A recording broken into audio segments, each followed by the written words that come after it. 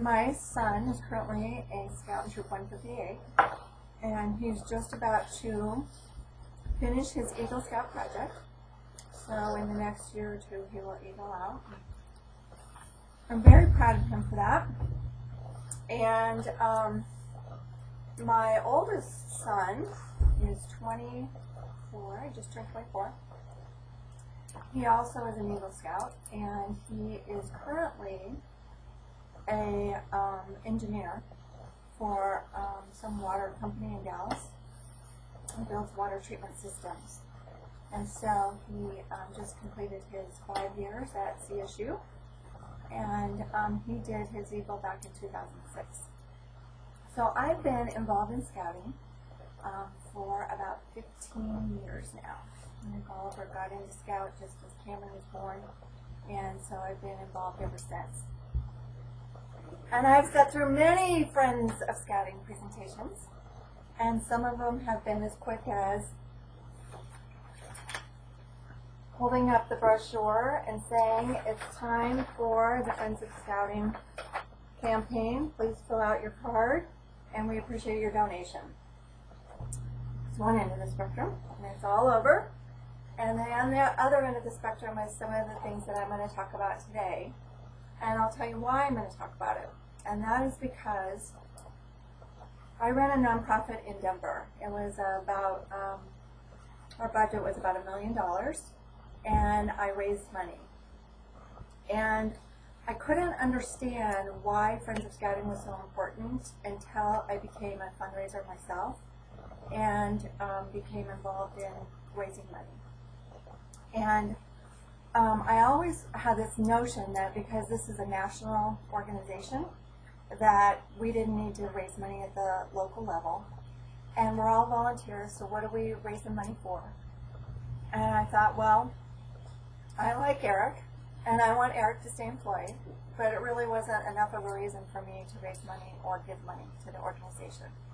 So I did some digging and started to figure out what Scouting was all about beyond what my son's involvement was. I also ran a national mentoring, a local mentoring program in Denver. So we mentored about 450 young students in the 9th grade that were at risk of dropping out of high school. And our goal was to mentor them until they graduated. And I worked with really tough kids, gang kids, kids who wanted out of the gang, kids who came from really tough families, didn't have a whole lot of upbringing, definitely didn't have the scouting experience. And so I got to know all the mentoring organizations in Denver. And what I found out about Scouts is this is the best rites of passage program for young people out in the community.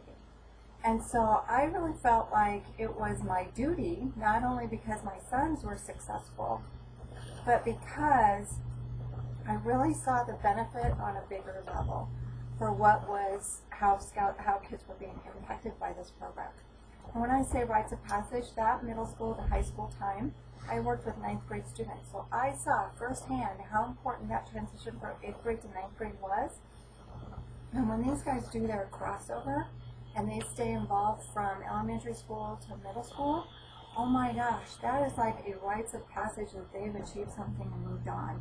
And then when they get to their Eagle Scout or they, keep going up the rank, that each one of those is a rites of passage. They've achieved something and they get to keep going. So I really felt like it was my duty to get involved at a bigger level. So I ran the Friends of Scouting campaign a couple years ago at 158, and we had some pretty good results.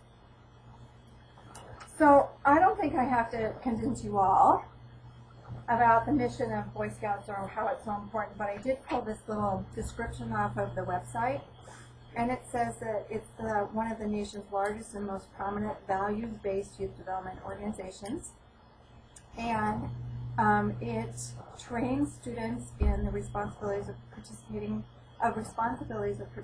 citizenship and develops personal fitness. So it's so much more than just, I went on a trip to this camp for the summer and I had this much fun, or we went to the Boundary Waters and we had a great experience. It's so much more than that. And so then this morning I was just poking around, like, I wonder how many scouts are involved. And I pulled off some of these statistics. I don't know if you've seen them on the website, but there's some statistics that say that right now there's over 62 million Cub Scouts. Sorry, that was in 2010. I don't know what it is now. And in Boy Scouts, there are 52 million, so a total of 114 million youth are served around the country. That's impressive to me. And then there's 33,000 adult volunteers, which is also impressive. So given that I ran an organization that I worked with 450 youth and about 1,000 volunteers, I understood how important it is to fund Boy Scouts on a national level. Is there a tissue?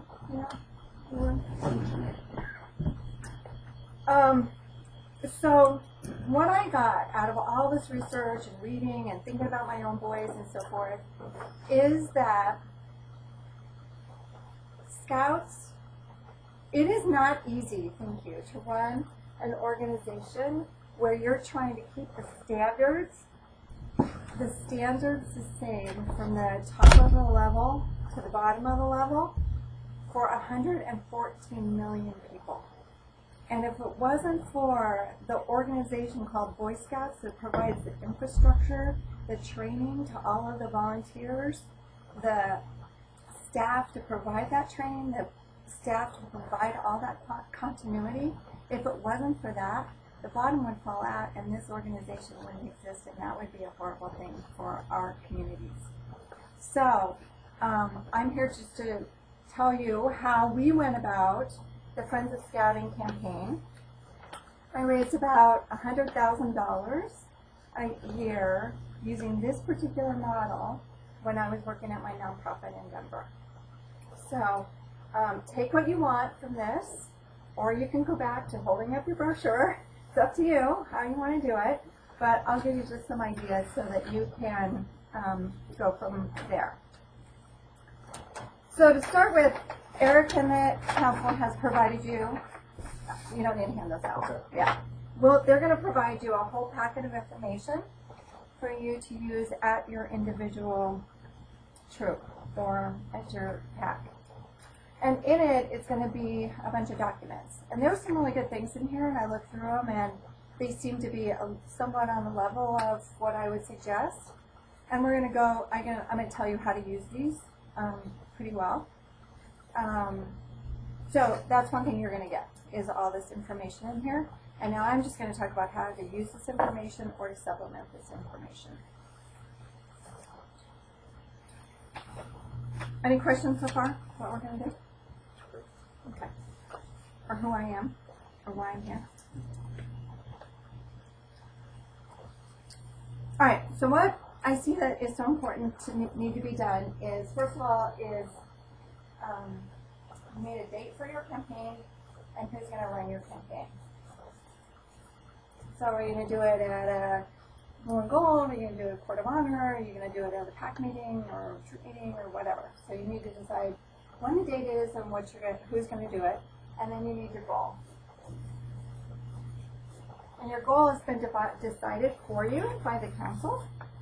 And so on your packet will be a goal for what you raised last year, and then there will be 3 separate goals.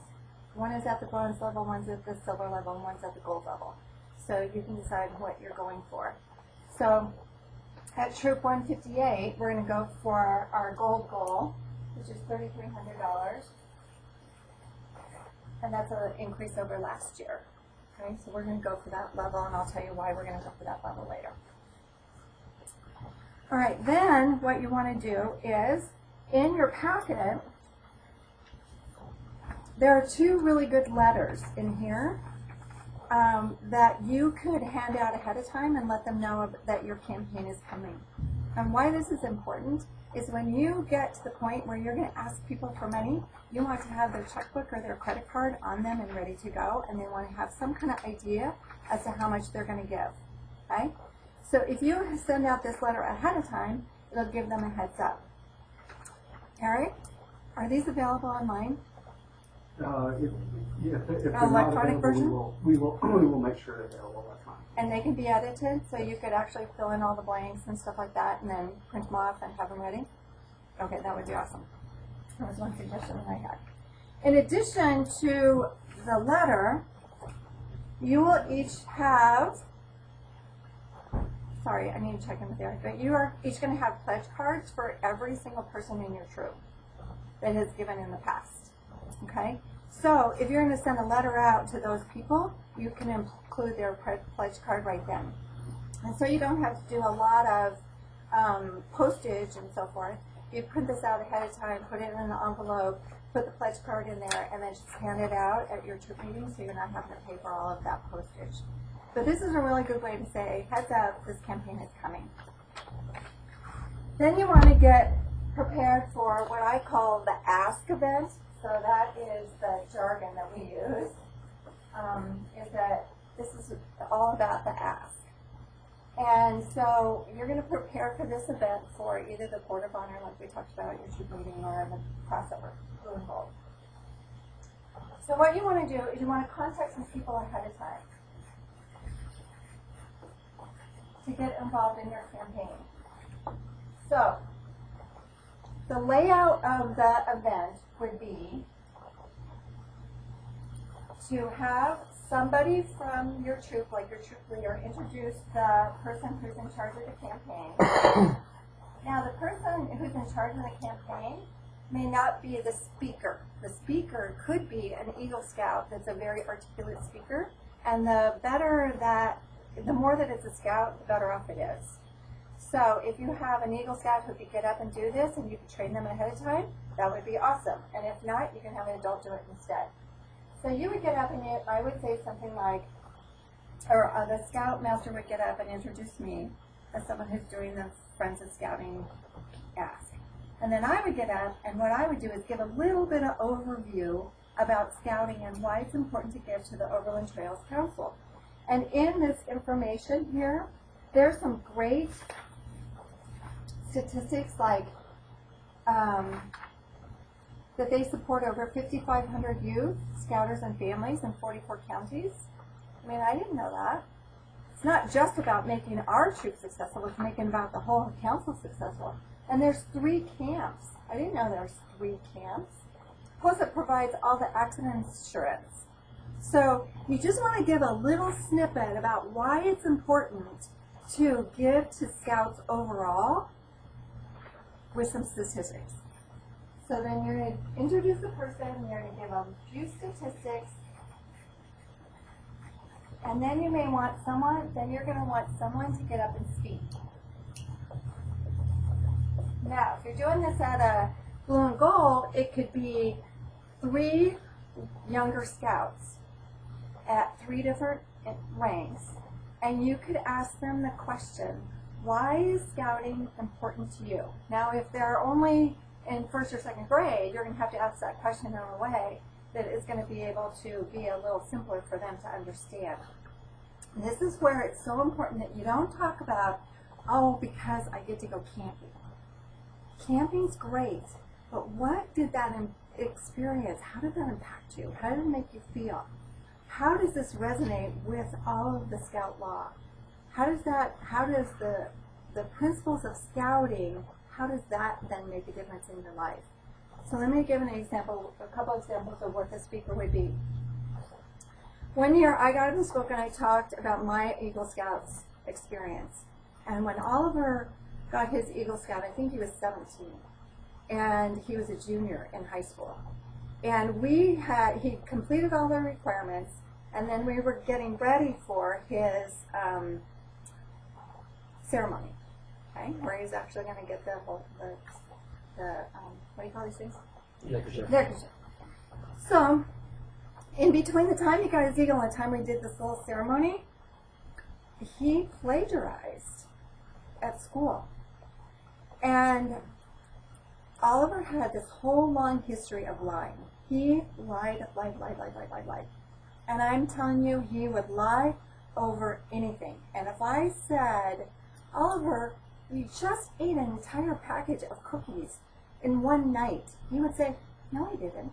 And I'd say, yes, you did. I went to the store. Yep. I mean, I had all the evidence. And he would say, no, I didn't. And we dealt with lying as long as Oliver's my stepson, and he became my stepson when he was 6. And I raised him, and I could not understand where this lying thing came from. So we were at this meeting, and this teacher is like, you have plagiarized, and we need to fail you in this class. And he's like, no, I didn't. And I was just, evidence was there. I was furious. And I said, Oliver, you are about to become an Eagle Scout. And I just started crying. And I said, an Eagle Scout is trustworthy. And I said, you are an Eagle Scout.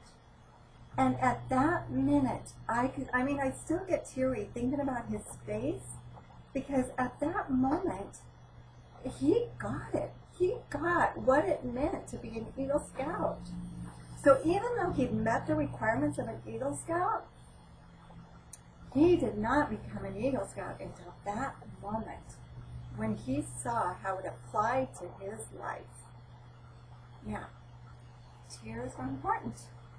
So whoever's going to give your speech, don't be afraid to get emotional about it. We had another gentleman come and speak a couple of years ago who got up and he talked about the impact scouting had had on his son's life. And he talked about some of the adventures they did and so forth, but mainly it was about how it had impacted his life and their family's life. And it was a very heartfelt story about what happened in their family as a result of scouting. And that's exactly what you want. So you can have these speakers. You could go, okay, Scott, tonight you're up. You're going to talk, but that's not going to do it. You really want to give some thought and some planning into who's going to talk, and you want to get them prepared. I had this man email me his speech, and I had to email him back and say, that's not what we want. I don't want to hear about a trip to Alaska. I'm not interested in going to Alaska. That's not what I want to hear about. Everybody does trips. Everybody goes camp, everybody goes on trips, everybody has fun. But what I want to hear about is how is your family different as a result of that? And you can even do that with little kids that are standing up here as long as they're prepared. Sometimes little kids do better if they write it all out ahead of time. I would suggest anybody who's going to get up and do this part, they get up and they do it ahead of time. They practice it ahead of time with you a couple weeks in advance. So I have some questions here for you.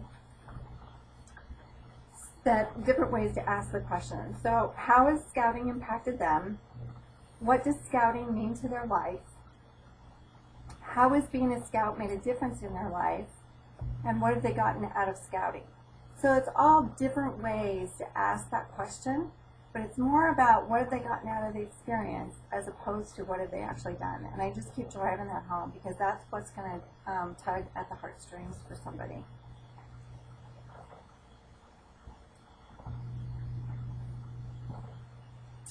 When you do your presentation, be willing to give at least 15 minutes to the ask. If you can't give 15 minutes, you shouldn't do it, okay? If you're going to do it at a court of honor, at a blue and gold, don't wait until it's the last thing. By then, the kids are clamoring over the tables and the chairs, and they've gone through the whole ceremony, and oh my gosh, everybody's at their wits' end. They just want to get out of there. Do it before you do your crossover ceremony so you have people's attention, and it's kind of a calm atmosphere before it's a crazy atmosphere. All right, so you have your speaker get up and do their little piece, and then you have the first person who got introduced come back and do the actual ask. And it's at this time that you say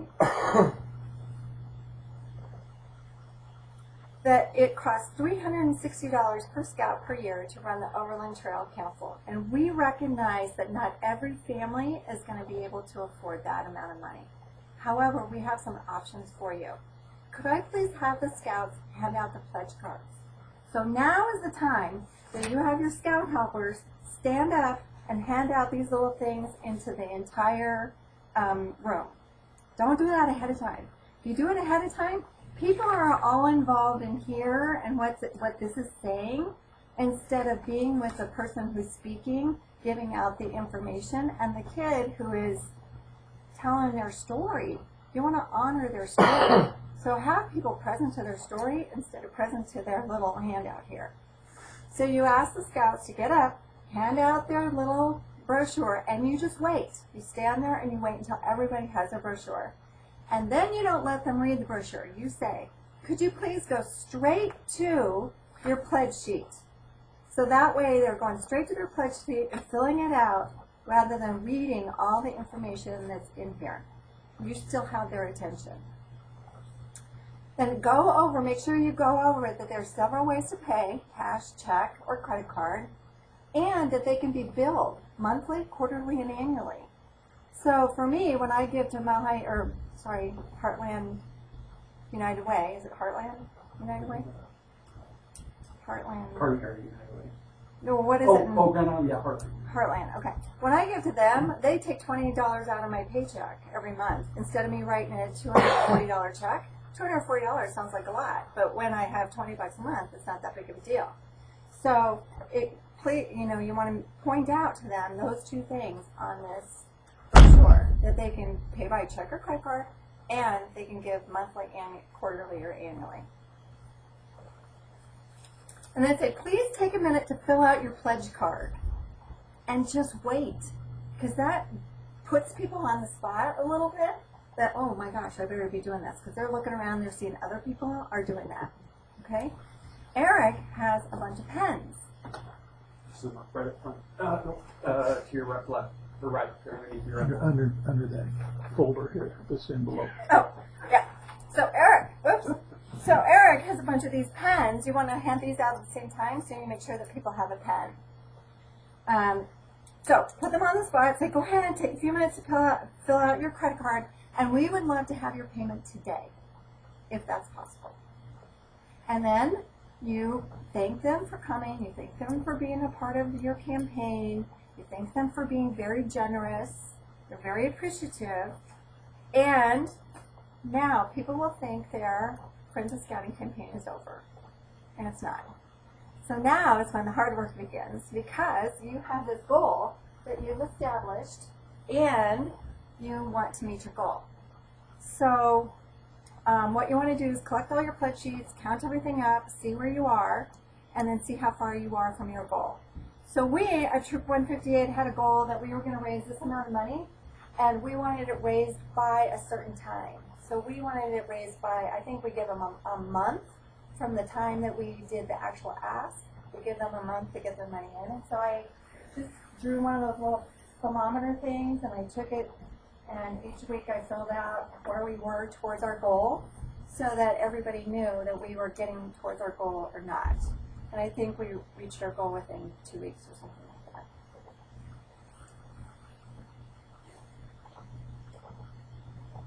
The other thing that we looked at is not only the amount of dollars that we collected, but the percentage of people who gave.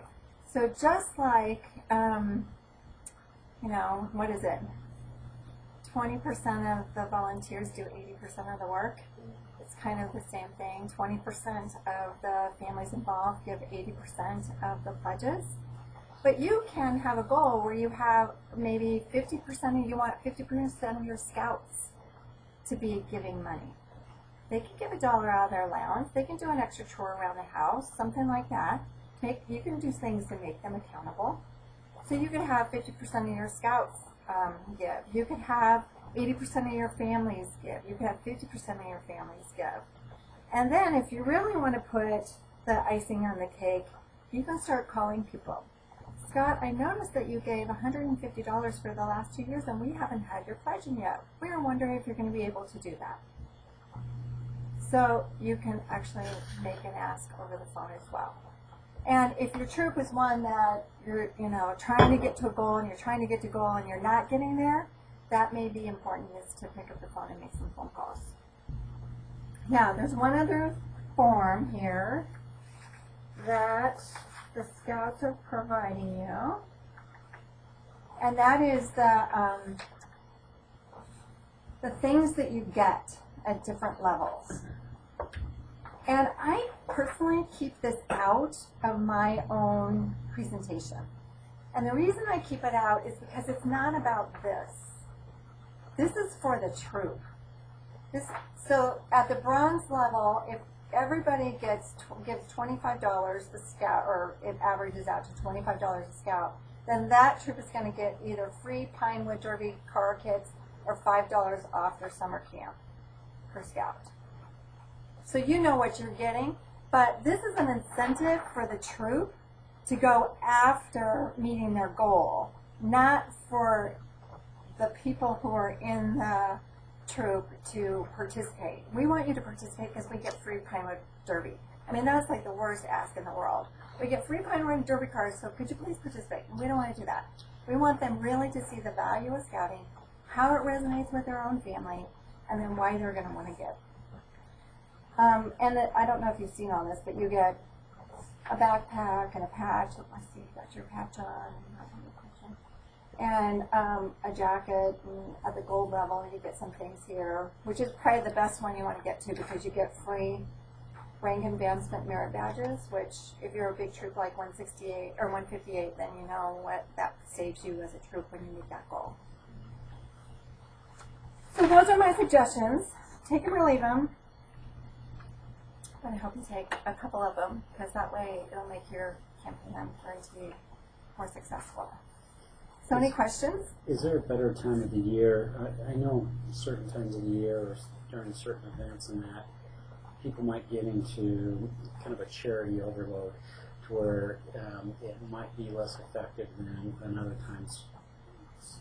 Times, dates, the events, what have you seen to be the most effective? Well, when we did this model when I did this model in Colorado, they told us that we needed to do our event in either November or May because those were the two best events. But now that model has become so popular that kind of has become oversaturation time. I think March is a great time because you have the opportunity at the Blue and Golds, or February, March, you have the opportunities at the Blue and Gold, and you have the opportunity where you have a collective audience with so many scouts there. It's like the biggest events is the time that you want to do it. And after the first of the year, people are putting together their budgets for the year. The United Way agencies don't do their campaigns until the fall. School districts do their campaigns in the fall, or in May. So I think it's a really good time right in between to be able to do it. But in terms of, you kind of alluded to that, Blue and Gold Banquet, Court of Honors, are there any other activities or events you would recommend getting in front of people for FOS? I can't think of any. I don't know. Do you guys know of any other ones? I think the more formal events are the better events. I don't think it's a good idea that you're on a camp out and you decide to do your Friends of Scouting campaign when everybody's at a camp out around the campfire or something like that. First of all, it doesn't involve everybody in the family.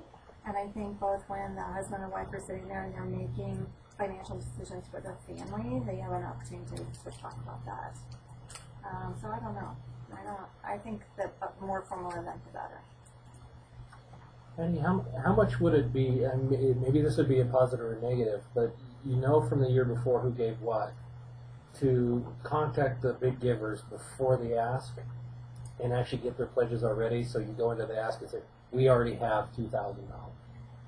We just need, does that then decrease the amount of giving because we only have $1,300 left, or would it be advantageous to ask those people instead of say, this is your gift, will you call it a match?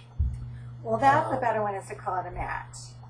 Because if you go in and you say your goal is $3,000 and you've already gotten $2,000 pledged, people are like, well, I don't need to give because it sounds like everybody's already, they're almost there, But I would definitely call it a match, and that's totally what we did at Colorado Youth at Risk, is that we would go ahead of time to our big donors and we would say, you foundation, if you are willing to give this amount of money to us and we can get that matched at this event, would you be willing to contribute that amount to us? And that's how we would get to the $100,000, is that we would have, and we would make sure that guy who always gives $2,500, we want him there because if he's moved and inspired by what we do, maybe he'll get $5,000 this year instead of the $2,500.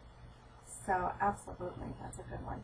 And the other thing that is on here that people always forget about is this match from your work.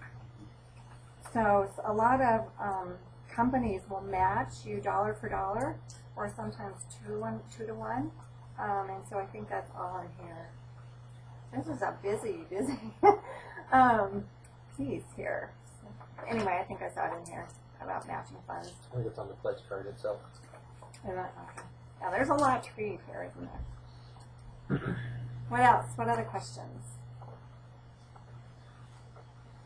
Something that we're, as a council, we're going to do. You talked before about the letter, and I still encourage units to send their own letter because the more local that it can be, the more personal it can be, the better it is. But we are going to send out a mass letter to every family just to let them know about the campaign and be aware that it's going to happen. But I think that if you can take that letter or take something somewhere and personalize it, I think that, again, people are going to be better prepared. And, oh, hey, instead of just, oh, here's another piece of mail that the council sent me that went out to every other person in the council. So, but I do think that's important to have people aware ahead of time. Because I would say probably 9 times out of 10, the reason people don't give on the spot is because they haven't thought about it ahead of time and they don't have the money with them. Right. So, I don't have a truth book. What other questions? Valuable, useful, not? Very valuable. Good? Very valuable. Okay. Very, very valuable. Would you be interested in coming and speaking on this topic at a roundtable event? Sure. What's the roundtable at? We need to talk later. Yeah, I would. Okay, good. I'd be happy to. I love to talk about fundraising. It's what it's one of the things that I'm good at. You always want to talk about what you're good at. Yeah. All right. Anything else? I was just informed that if the letters that we send out, if we want to personalize, we'll send them out on, for the unit. If they want to send out a letter, say the Scoutmaster wants to sign, we would take care of the cost of mailing that out, copy. So if you're really interested in that, just let us know. Probably should be out at least a week or 2 ahead of time. So we'd print out 50, sign them all, and give them to you, and then you would make sure they got mailed out?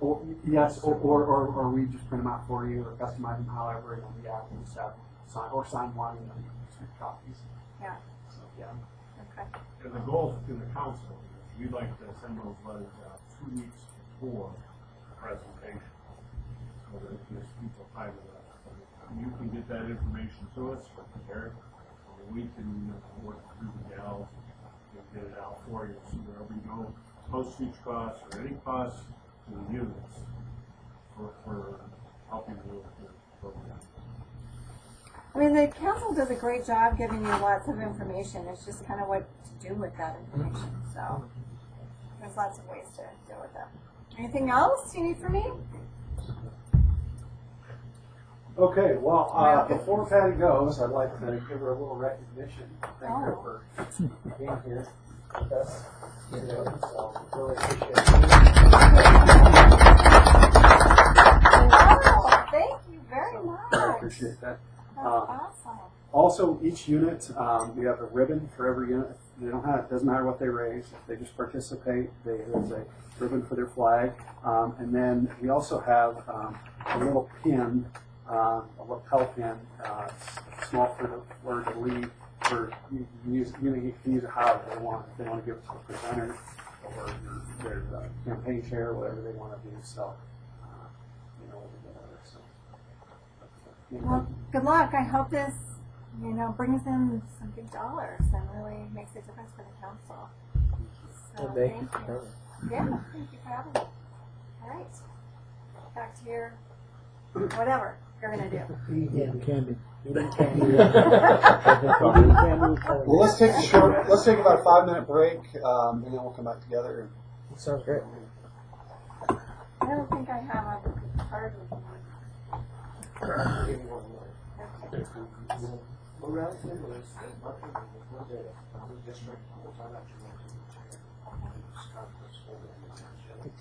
And That's it. different topics, and it's a meeting with scouters from all the senior scouts to come together and with facilities and Yeah. one of the topics. Yeah.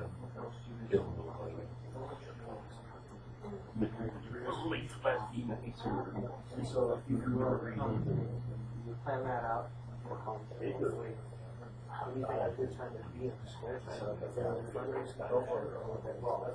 Yeah, if you wanted to wait that long, although we can. What is the district's pushing to be for? Now.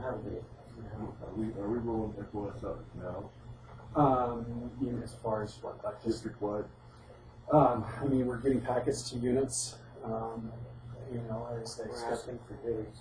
Yeah, trying to get dates scheduled, and, you know, if they need me to present, I'll present. You know, I got a volunteer present.